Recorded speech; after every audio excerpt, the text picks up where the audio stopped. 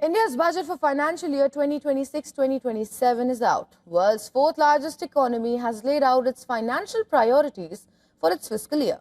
Apart from the decisions on investments, taxation and allocations for different sectors, India's budget also reflects its long-standing neighborhood-first policy.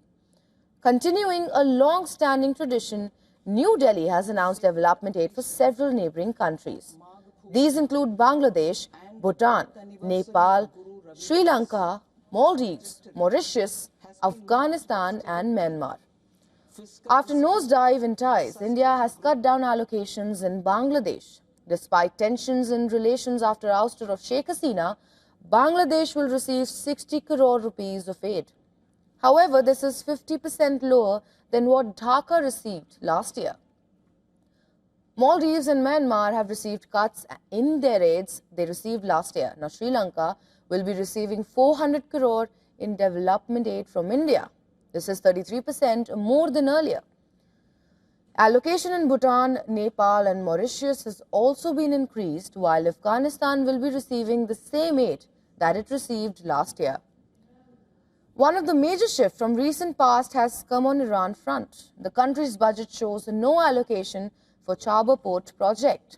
The port is a centerpiece of India's international north-south transport corridor, which connects Mumbai to Moscow via Caspian Sea, the various land routes. India has committed to developing a Shahid Beheshti terminal under a 10-year agreement signed in 2024. But the agreement's future remains uncertain, as New Delhi has received a 6-month waiver from US sanctions on Iran's Chabahar Port, which is set to expire on April 26.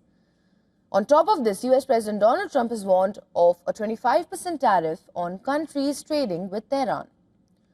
From tensions and West Asia to changing regional dynamics, India's budget allocation for neighboring countries reflect the shifting trends in South Asia's geopolitics.